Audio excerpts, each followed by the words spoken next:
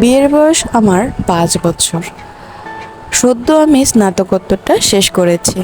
আলহামদুলিল্লাহ ভালো রেজাল্টই পেয়েছি। কি ভাবছেন বিয়ের পর পড়াশোনা কিভাবে করলাম? সম্পূর্ণটাই বাবা মার এবং আমার ইচ্ছা শক্তির উপর নির্ভরশীল ছিল।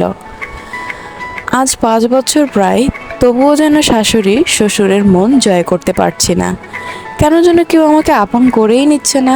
একটা মেয়ে বাবার বাড়িতে যতটুকু রানী হিসেবে থাকতে পারে, রাজরানী হিসেবে, ঠিক তার অপোজিটটাই তার শ্বশুর বাড়িতে থাকতে হয়। এটাই কি নিয়তি? আসলে মানুষের মানসিকতাই চেঞ্জ করতে হয়। এই যে যেমন বাবার বাড়িতে আমি ঘুম থেকে একটু দেরি করে উঠলেও মা কিছু বলতো না, আদর করে আর নাস্তা দিত। আর অন্যদিকে শ্বশুরবাড়িতে যদি 10 মিনিট অথবা আধা ঘন্টা দেরি হয়ে যায়, শাশুড়ির মুখের দিকে তাকানোই যায় না, এমন মুখ কালো করে রাখে। এটা কি ঠিক? আমিও তো একজন কারো মেয়ে, তাই না? এখন আপনারা বলতে পারেন, আচ্ছা আপু, আপনি এই গল্পটা কেন বলছেন? আসলে এটা একজন আপুর গল্প, যার গল্পটাই আমি আজকে এই ভিডিওটি তুলে ধরেছি। এটা প্রত্যেকটা ঘরের প্রত্যেকটা বিবাহিত মেয়েদের লাইফেই হয়ে যাচ্ছে। আমাদের সবাইকে কিন্তু পরিবর্তন হতে হবে। যাই হোক, আমার রান্নার ভিডিওটার পাশাপাশি আমি এরকম চেষ্টা করব কিছু নতুন নতুন গল্প তুলে ধরার জন্য। আশা করছি আপনাদেরকে খুব ভালো লাগবে।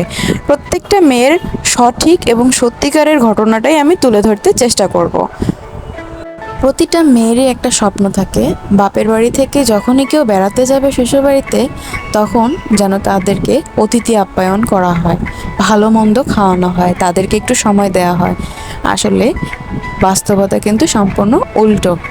তা কিন্তু হয় না। যেমন শ্বশুর বাড়ি থেকে যখন কেউ বাবার বাড়িতে আসে, তখন কিন্তু মা এবং বাবা দুজনেই হই হুল্লোড় করে ব্যস্ত হয়ে যায়, কি খাওয়াবে, কি পড়াবে এবং কিভাবে কি করবে। ঠিক তার বিপরীত, বাবার বাড়ি থেকে যখন কেউ বেড়াতে যায়, তখন তা একটুও হয় না, এক আনাও হয় না। কিন্তু কিছু কিছু পরিবারের ব্যতীত। আসলে এখানে আমি কিছু কিছু মানুষের কথা বলছি, এখানে আমি সবাইকে কিন্তু ইন্ডিকেট করছি না।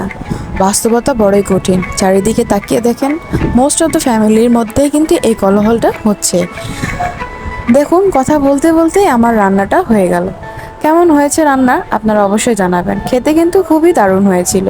ডাল দিয়ে এই ডিমের রেসিপিটা খুবই চমৎকার এবং খুব অল্প সময় রান্না করা যায়। আপনাদেরকে এই গল্পটা কেমন লেগেছে আপনারা অবশ্যই জানাবেন। এই গল্পটার দ্বিতীয় পার্ট আমি নেক্সট আরেকটি ভিডিওতে শেয়ার করতে চেষ্টা করব। সুন্দরভাবে গুছিয়ে আমি আরেকটি গল্প লিখে আপনাদের কাছে তুলে ধরব। আমার এই সম্পূর্ণ গল্পটা বাস্তবতার উপর নির্ভরশীল। সবাইকে ধন্যবাদ। আপনারা অনেক ভালো থাকবেন। আসসালামু আলাইকুম।